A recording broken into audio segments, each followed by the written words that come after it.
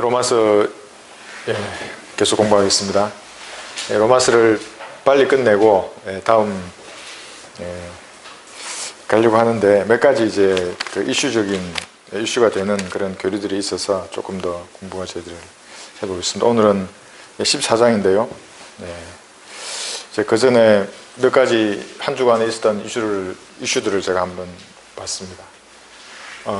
교회가 휴거되고 나면 이 땅에 이루어지는 왕국을 이제 우리는 적그리스도의 왕국, 사탄의 왕국이라고 합니다. 성경은.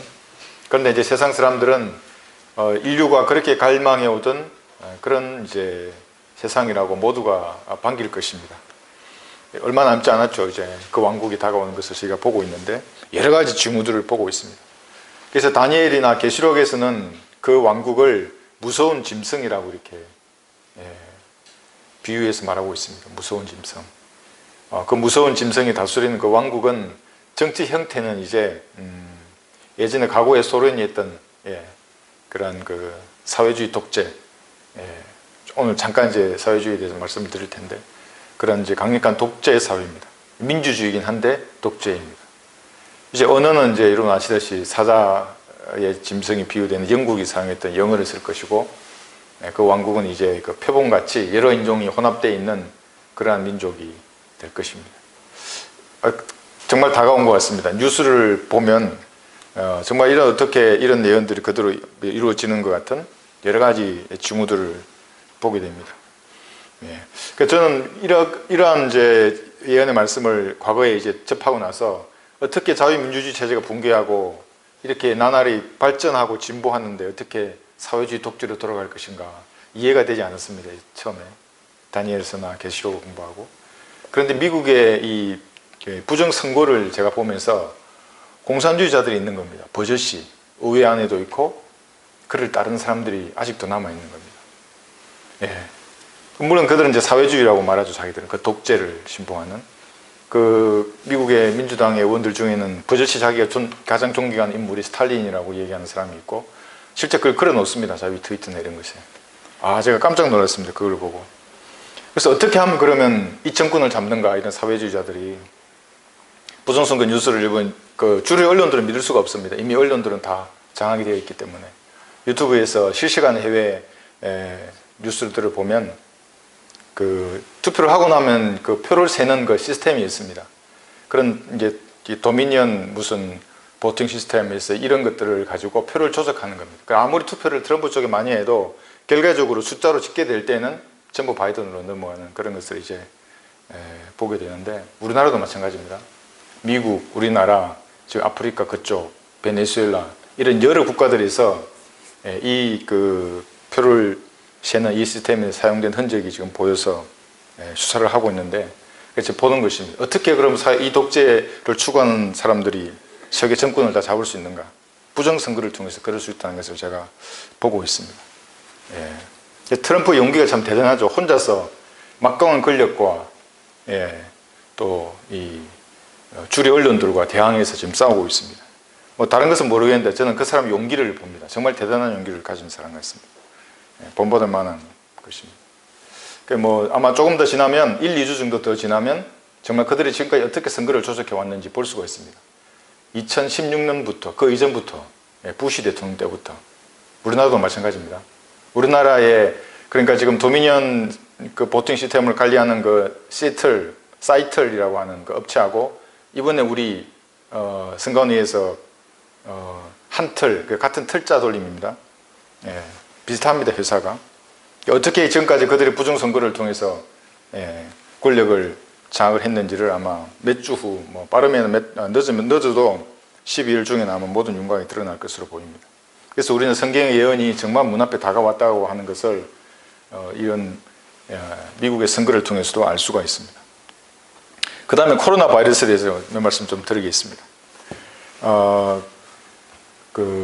이 권력을 잡고 있는 사람들이 대중을 선동할 때 가장 좋은 방법이 뭐냐면 이 공포를 조장하는 겁니다.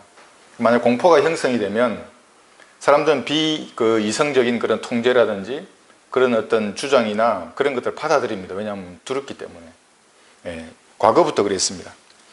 근데 이제 이 코로나를 이용해서 어떻게 공포를 조장하냐 하면 저의 주장이 아닙니다. 이 언론이나 정부가 이렇게 한다고 하는 것은 지금 뭐 나중에 이제 여러분 자료를 보시면 알겠지만 유재근 박사라고 내과 의사인데 이분이 이제 코로나 바이러스에 대해서 자기가 이렇게 강조한 내용도 있는데 사회주의는 우리는 이게 이제 시장 경제 체제입니다.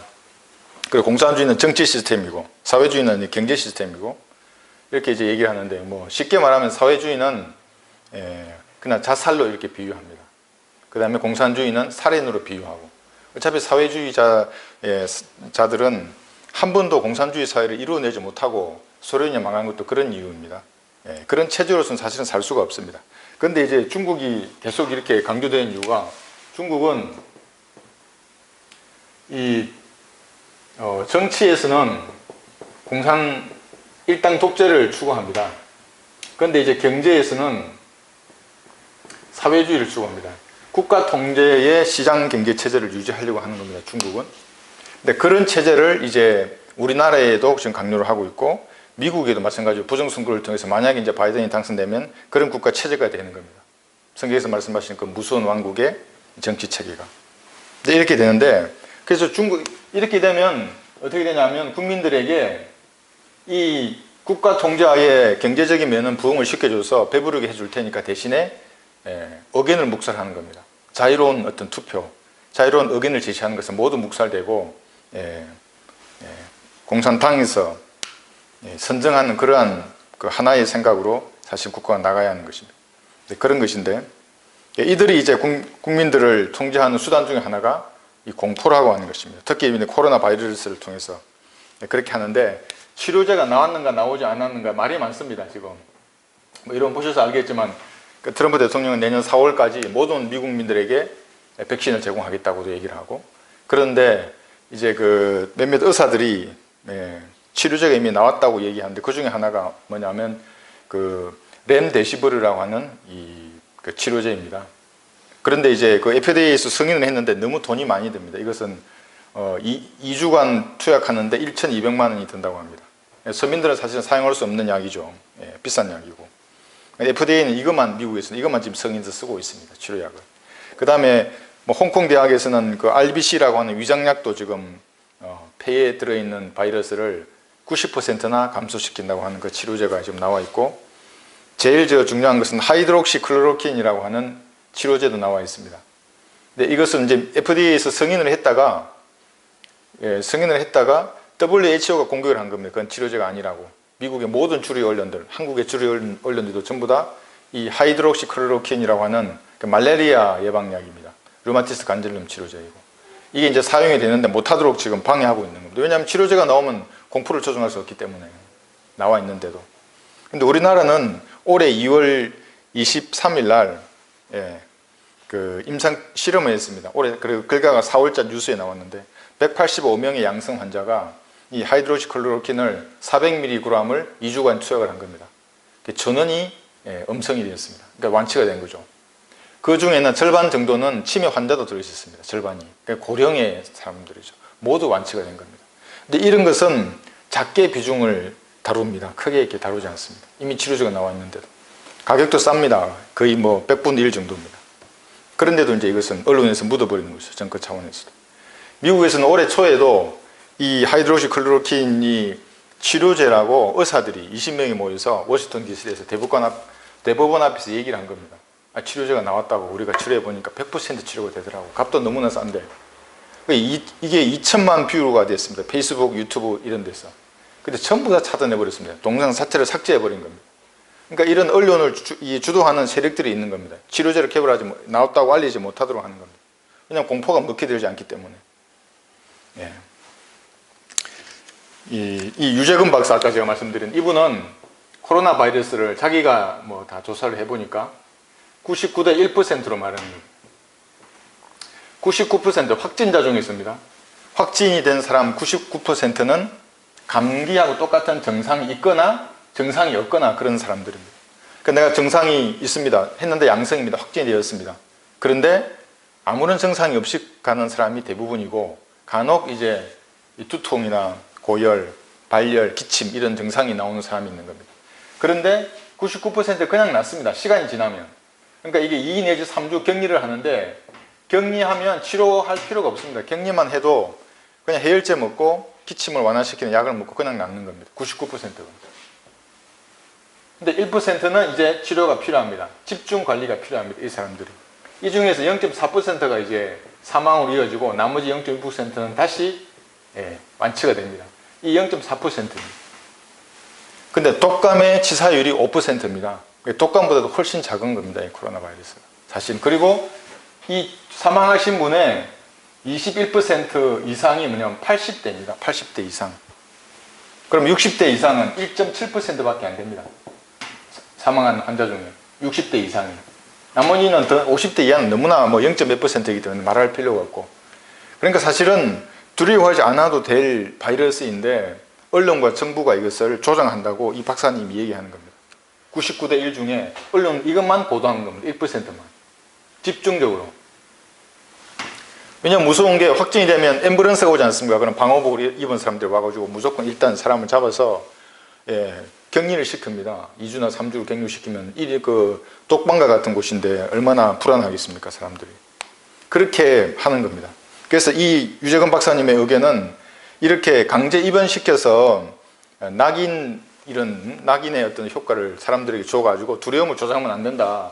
독감처럼 치료를 해라고 얘기합니다. 독감처럼. 독감 환자 여러분 어떻게 합니까?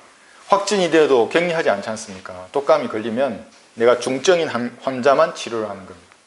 사실은 바이러스도 그렇게 치료해야 맞습니다. 이 박사가 그렇게 주장하는 겁니다. 코로나 바이러스 확진이 되었다 그러면 독감 환자하고 똑같이 치료를 하는 겁니다.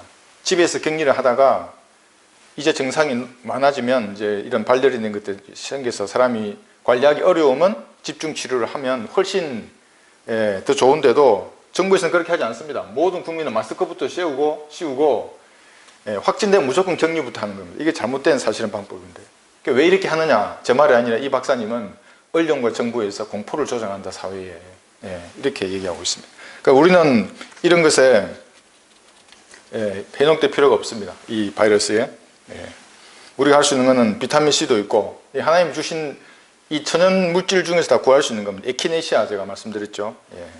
일상생활에서 청결함을 유지하고 기본적인 것만 하더라도 이러한 코로나 바이러스는 충분히 저희가 이겨낼 수 있습니다. 그리고 무엇보다도 이러한 시기에 내가 죽음의 노예인가 아닌가를 확인할 수 있는 겁니다. 지금 내가 하나님 앞에 가더라도 기꺼이 주님 앞으로 갈 수 있는가. 죽어도 다시 사는 우리는 그런 독특한 사람들인데 두려워할 이유가 전혀 없습니다. 복음을 전파하고 진리의 직신을 확신한다는 그러한 자세를 견지하고 있으면 두려움이 없습니다. 사실은. 이 그림전도지 있습니다. 이 그림전도지 하루에 3장만 주겠다 이런 목표로 한번 사람들 만나보셔도 좋습니다. 한 장만 주겠다. 오늘도 저희 집에 뭐 물건을 자동차 고치는 분이 왔는데 제가 이걸 줬습니다. 이걸 주니까 그분이 이런 얘기를 합니다. 자기가 대전 침신 이런 얘기를 하는 겁니다. 어떻게 아냐고 대전 침신을. 자기 동생이 대전 침신을 나왔다고 2명이 그런 얘기를 하는데 바로 복음을 뭔가를 전할 수 있는 내가 먼저 말을 꺼낼 때에 이 책갈피인데 선물을 준다고 이렇게 주면 주도권을 잡고 말을 이어갈 수가 있습니다. 복음을 꺼내기 참 좋습니다. 처음부터 바로 교회나 예수님을 이야기하면 부담되니까 이 책갈피인데 선물로 드리고 싶다고 받으면 이제 대화가 되는 겁니다. 이러한 때에 이거 한번 선물로 주시고 하면 좋을 것 같습니다. 14장 한번 보겠습니다. 14장 4절을 보겠습니다. 4절 보시면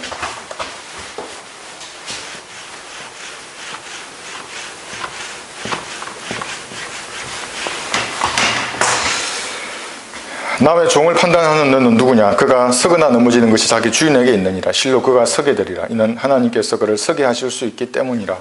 이렇게 말씀하십니다. 이 판단에 대해서는 지난번에 제가 여러 번 배웠습니다. 하나님께서 말씀하시는 이 판단은 판단해야 될 것이 있고 판단하지 말아야 될 것이 있고 그런데 여기는 이제 판단하지 말아야 할 것에 대해서 말씀하시는 겁니다. 그러면 판단을 당연히 해야 할 것은 우리가 복음을 전하기 전에는 당연히 판단해야 합니다. 누군가 대화를 할 때도 판단을 해야 되고 사실은 모든 것이 판단해야 할 것이 거의 더 훨씬 많습니다.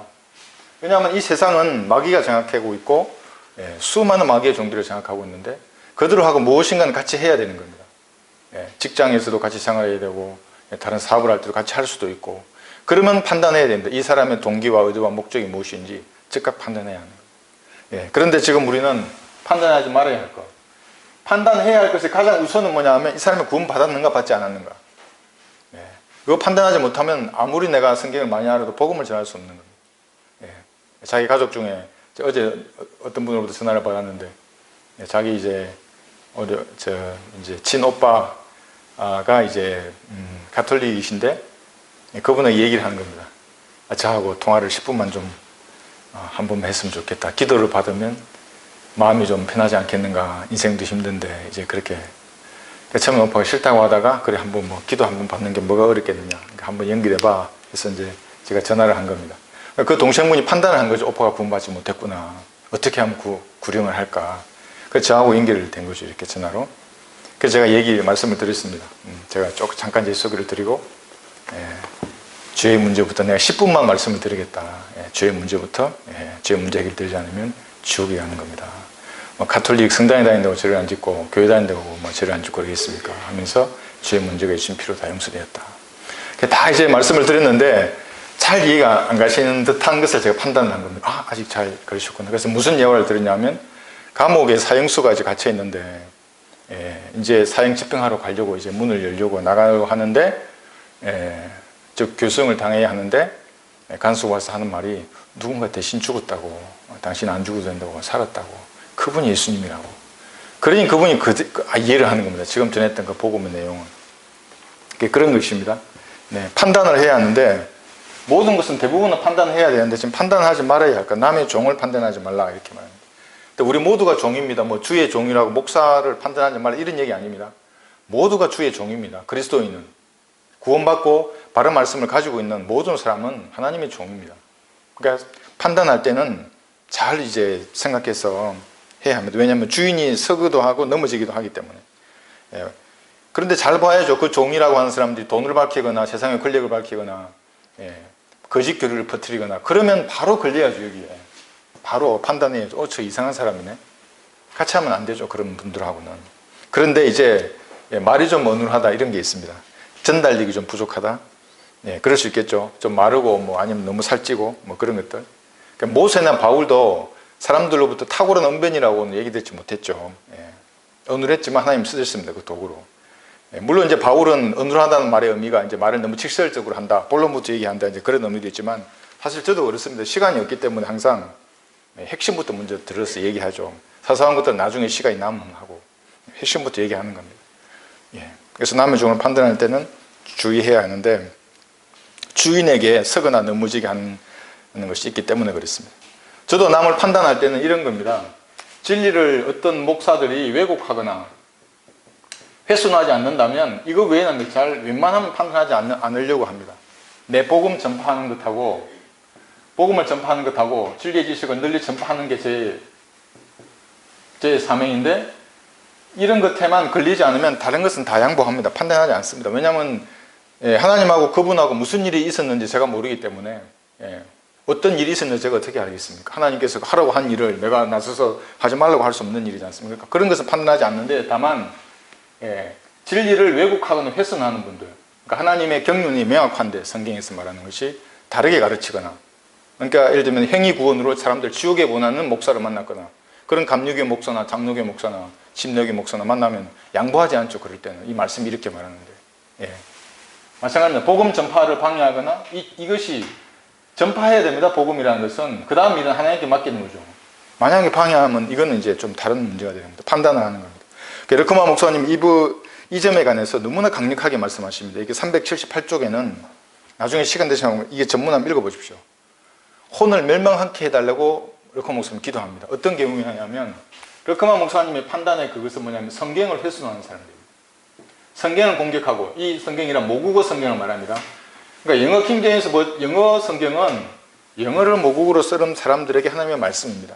근데 그 권위를 훼손하는 자는 르크마 목사님 뭐라냐면 물어 뜯는다고 얘기합니다. 물론 진짜 물어 뜯는 게 아니고 어떤 그 사회적인 권력이 있는 자 앞에서도 목사님이 공격합니다. 그 사람을 용서하지 않는다고 얘기합니다. 왜냐하면 하나님께서 맡겨준 사역이기 때문에. 우리는 한글 킹제임스 성경이 있죠. 이게 모국어 성경의 권위를 까는 사람들을 제가 용서하지 않죠. 저도 결코 용서하지 않습니다. 그리고 이 성경에 나와 있는 은혜의 복음, 죄와 지옥과 심판과 예수님 영접하면 구원을 받는다고 하는 이 간단한 은혜의 복음을 전파하는데, 이제 이거를 예를 들면 말이 되지 않는 교리로, 다른 교리로, 아니 맹수 한 그릇 줘도 구원을 하나님 믿지 않는다는데 무슨 이걸 믿어야 구원을 받느냐, 교회 와서 무언가 섬기고 열심히 봉사하고 하는 그 하나의 수고도 한 믿지 않으시는데 이렇게 말한 목사를 제가 용서하겠습니까? 그래서 잠깐 앉아보라고 하고 제가 혼내주죠. 말씀을 보라고, 다시 이게 누구인지. 그러니까 우리가 판단할 때는 이런 것들입니다. 이 말씀에 관계된 부분들, 사역에 관계된 부분들에 대해서 그 사람들이 만약에 비성경적인 것을 얘기할 때는 우리가 판단해서 그 사람의 혼을, 성경엔 르코아 목사님을 저도 이건 정말 이런 담대함이 없이는 사실 기도하기 어렵죠. 그 사람의 혼을 멸망케 해주십시오. 죽여달라는 겁니다. 그 기도를. 자신의 성경을 훼손하고 왜곡하는 그 사람들을 담대하게 기도하는 겁니다. 그래서 이제 그런 게 사실은 떨어지면 일을 하지 않죠. 그냥 살아가게 됩니다. 종교적인 생활을, 교인들이죠. 세상의 교인들. 교회에 묻혀서 그냥 살게 되는 겁니다. 근데 자기 일이 있는 반면에 하나님의 일이 분명히 있습니다. 빌립보서 2장을 한번 보겠습니다. 빌립보서 2장 21절에 보시면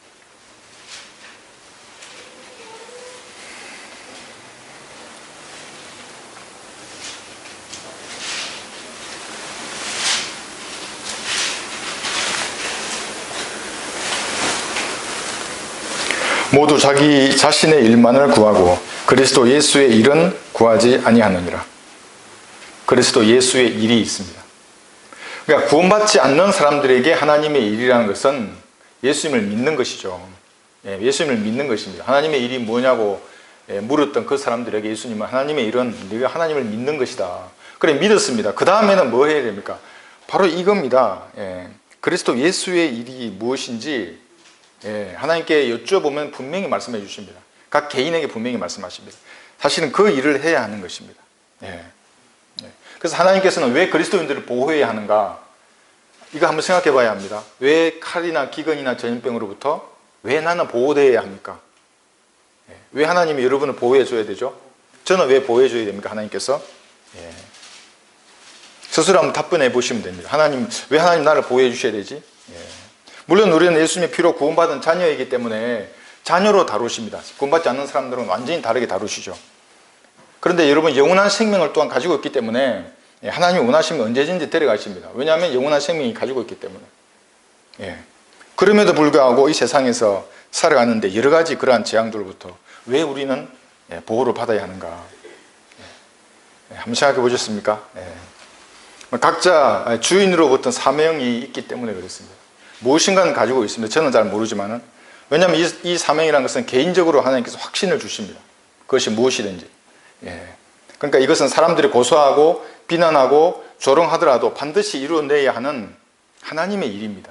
하나님의 뜻 가운데서 맡겨주신 일들이 개인에게 분명히 다 있는 것입니다. 그래서 하나님 지켜주십니다.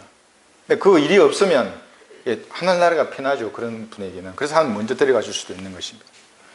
좀 더 구체적으로 한번 따져보시는 게 좋습니다. 은혜의 복음을 전파하고 이 성경을 우리 민족의 최종 권위로 자리 잡게 하기 위해서 일한다. 이제 이것도 좋은데 좀 더 내 삶의 구체적인 것, 내 가정에서 친척들, 지역 사회에 내가 무엇을 해야 합니까? 그 일이, 이들 가운데 하나님의 일이 무엇입니까?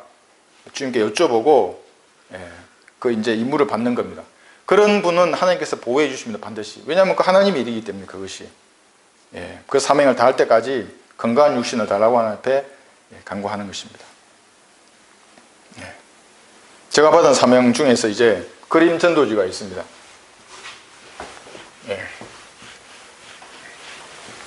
그림 전도지는 여러 번 제가 말씀드렸는데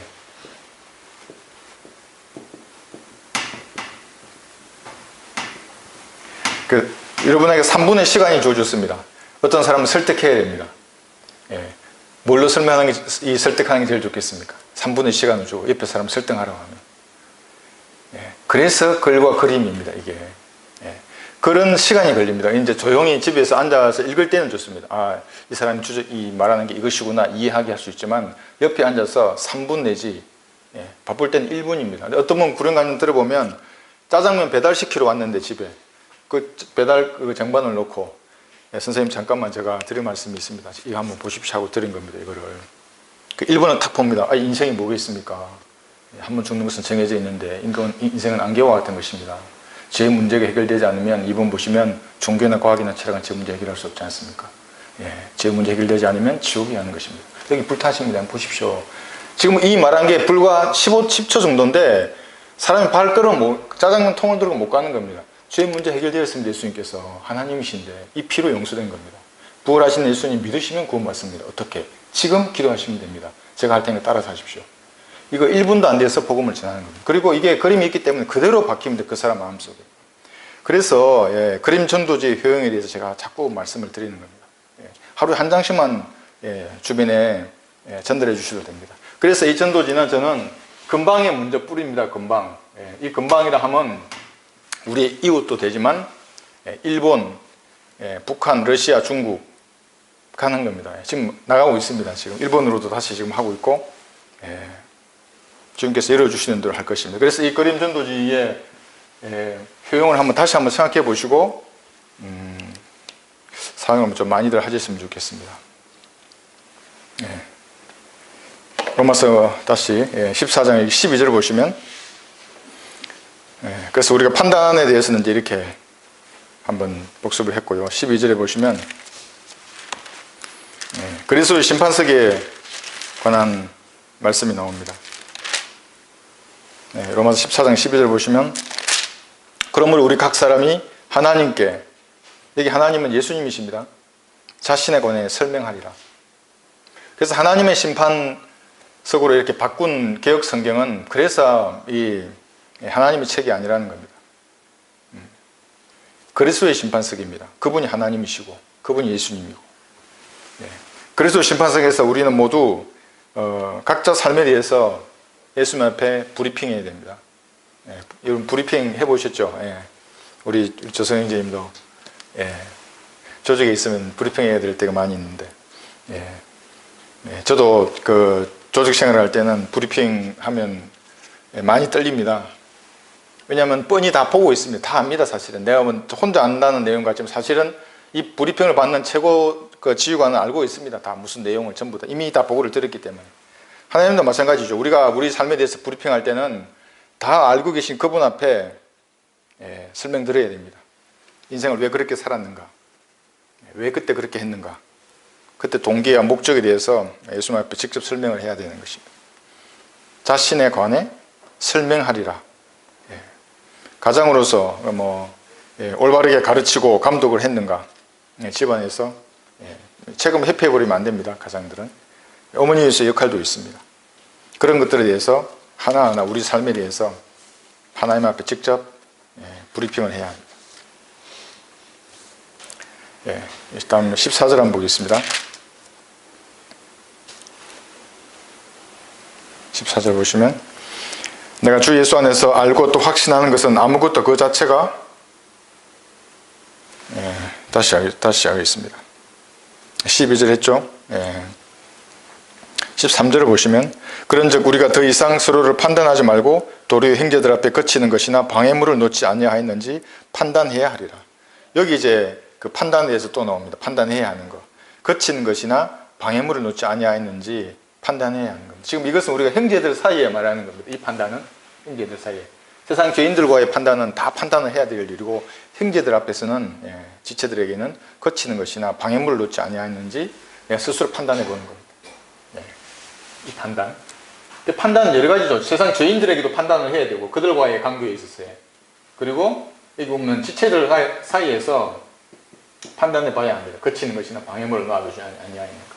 그 다음에 자기 스스로도 판단하죠. 자기 스스로 판단합니다. 이 판단은 뭐냐면 스스로 죄가 있는지 없는지를 심판하는 겁니다. 내 스스로. 좀 이따 나오겠지만 내 양심에 거리끼는 죄에 대해서 스스로 판단하고 자백하는 것입니다. 남의 종이 하나님께 무슨 사명을 받았는지 모르기 때문에 이 거치는 것이나 방해물을 두지 말아야 하는 것입니다. 그리고 어떤 사람이 믿음으로 그 일을 하면 우리는 다 믿음으로 일을 하지 않습니까? 인정해 주는 것입니다. 그 사람이 믿음으로 하는 일들을. 여기 16절을 보시면 14장 15장 16절. 그러므로 너희의 선한 것이 비방받지 않게 하라 말씀하셨죠. 선한 것이 비방받지 않게 하라. 예. 이제 처음 이 성경을 아는 분들은 열성이 아주 대단한 열성들을 가지고 계신 분이 많이 있습니다. 근데 이제 거리 설교를 하거나 개인 구령을 하거나 복음을 전파할 때는 항상 생각해 봐야 되는데, 지식의 정도하고 열성이 이제 지나치면 이제 항상 어떤 부분에서 문제가 드러날 수 있기 때문에 미리 이제 그 개인 구령을 잘 하시는 분들, 그래서 구령 간증을 모으려고 했던 게 그런 겁니다. 구령 간증을 주시면 그거를 이제 올려놓으면 처음에 구원받고 이렇게 막 뭔가 하시려고 하는 분들이 그걸 통해서 배우는 겁니다. 그러면 지식이 쌓여집니다. 이렇게 지식이 됩니다. 근데 이제 지식은 없는데 열성만 있으면 항상 이제 문제가 되고 비방을 받게 됩니다. 그래서 열성과 지식은 같아야 됩니다. 사실은 같아야 됩니다. 열성과 지식은. 여러분 그러시죠? 열성을 지식으로. 그러나 처음에 이제 이 성경을 알고 개인 구령 방법을 알게 되면 지나치게 열성적으로 하다 보면 문제가 생길 수도 있습니다. 그래서 이제 미리 좀 해보신 분들에게 잘 배우고 또 이렇게 그 간증을 들음으로 사실은 이제 그런 지식들을 습득하는 겁니다. 그러시고, 그 다음에 여기 17절을 꼭 한번 짚고 넘어가겠습니다. 여기 17절을 보시면, 하나님의 나라는 먹고 마시는 것이 아니라 다만 성령 안에서 의와 화평과 기쁨이라. 이게 하나님의 나라가 나왔습니다. 신학적으로 참 중요한 주제인데 그냥 관과되는 경우가 많이 있습니다. 이거는 뭐 한 학기 강의해야 할 주제인데, 하나님의 나라와 천국. 이걸 우리 윤중 자매님이 번역을 아주 잘했어.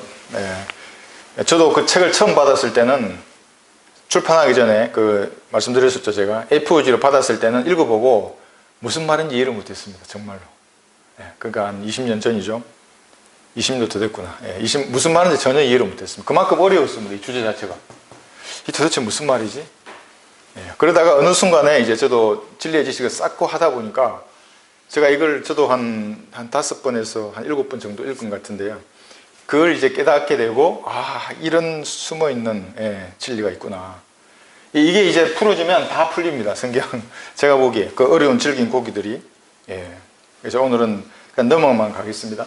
천국은 이게 우주적인, 그러니까 창세기 1장 1절에서 천국은 우주 전체를 말했죠. 지금 현재의 천국은 신비적인 형태로 감춰져 있습니다. 이 지구에 이루어질 천국은 눈에 보이는 왕국입니다. 천국이라는 것은 어떤 형태로든지 눈에 보입니다. 그런데 하나님의 나라는 보이지 않는 영적인 나라입니다. 지금 이제 로마서 지금 우리가 읽은 이 구절이 하나님의 나라는 의와 화평과 기쁨이라. 그런데 천국은 이 땅에 세워질 겁니다. 이 지구에 예수님 재림하시면. 근데 이걸 구분하지 못해버리면 마태복음부터 해서 모든 성경을 엉망으로 만들어버리는 거예요. 그러니까 이제 교황 같은 사람, 이 두 개 나라의 열쇠를 자기가 가지고 있다, 키를, 교황이. 아니면 개신 교회에 누구가 가지고 있다, 이렇게 되어버리면 성경은 완전히 잘못 풀어버리는 사람들이 됩니다.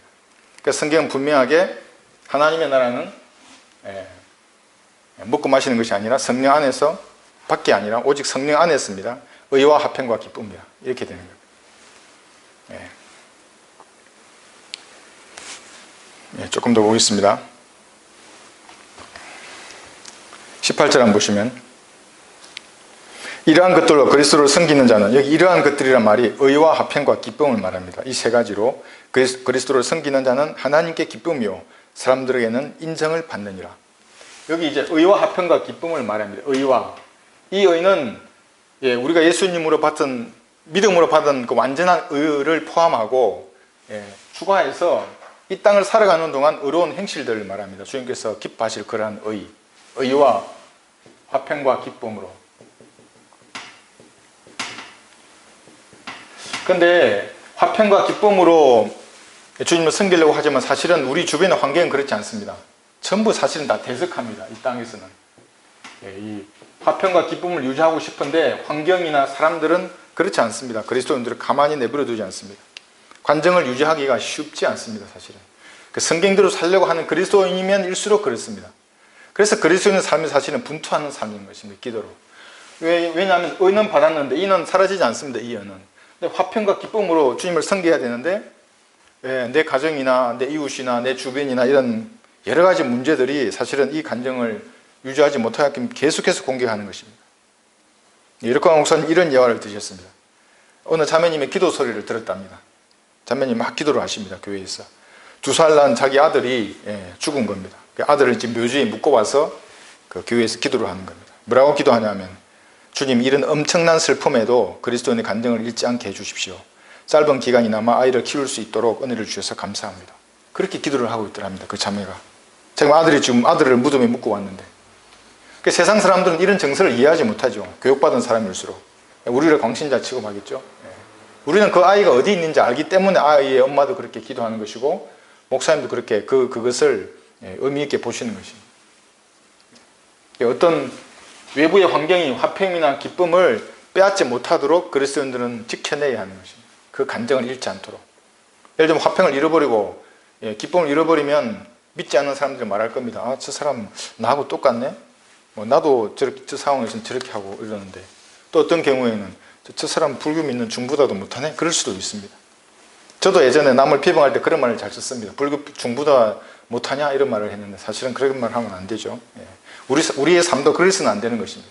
화평과 기쁨을 잃지 않고 하나님을 섬기하는 것입니다. 14장 22절 보시면, 내게 믿음이 있느냐? 그 믿음을 하나님 앞에 스스로 가지고 있으라. 이 믿음을 그리스도인들은 스스로 가지고 있어야 합니다. 다른 사람을 신경 쓸 것이 아무도 없습니다. 남에게 내 믿음으로 무슨 영향을 끼치려고도 할 필요도 없고, 하나님 앞에 가지고 있으면 되는 것입니다. 과시하거나 영향력을 행사할 필요가 없습니다. 스스로 가지고 있어야 하는 것입니다. 왜냐하면 믿음의 분량은 다 다르고, 지체들이 어떤 분들은 이제 그것을 빨리 깨닫는 분도 있고 뒤늦게 깨닫는 분도 있는 것입니다.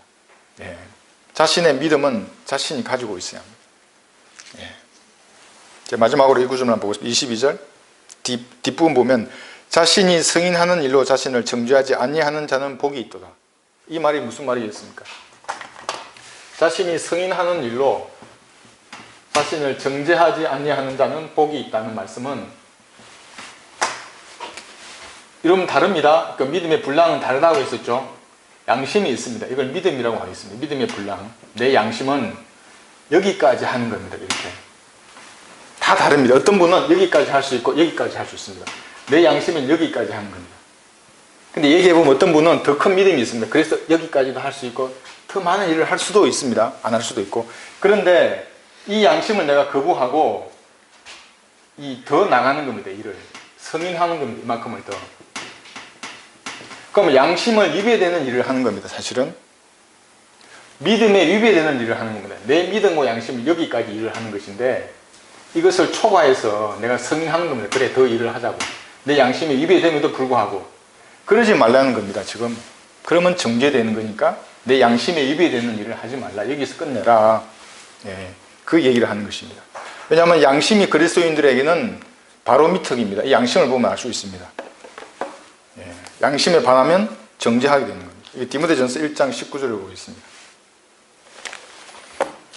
여기 1장 19절 보시면 디모데전서, 그래서 이렇게 말씀하시는 겁니다. 선한 양심에 대해서. 믿음과 선한 양심을 붙들라. 어떤 사람들은 믿음에 대한 선한 양심을 내 던짐으로 파선하였느니라. 그래서 이게 중요합니다. 여러분의 믿음의 분량이나 이 양심에 따라 행하는 것입니다. 양심에 따라. 구원받은 그리스도인을 말하는 겁니다. 구원받지 않는 사람들에게는 선한 양심이 없습니다. 그들은 전부 화인 맞은 양심들입니다. 그 사람들은. 구원받은 사람은, 내가 말씀으로 공부한 사람들은 선한 양심에 따라 행하는 것입니다. 내 양심에 반하는 일을 해서 자신을 정죄하는 그런 일은 없어야 한다. 이제 그런 얘기를 하는 것입니다. 여기 베드로전서 3장 16절을 한번 보겠습니다. 우리 양심에 거르끼는 일이 죄뿐만 아닙니다. 이런 일들도 있어서는 안 됩니다. 3장 16절에 보시면 베드로전서,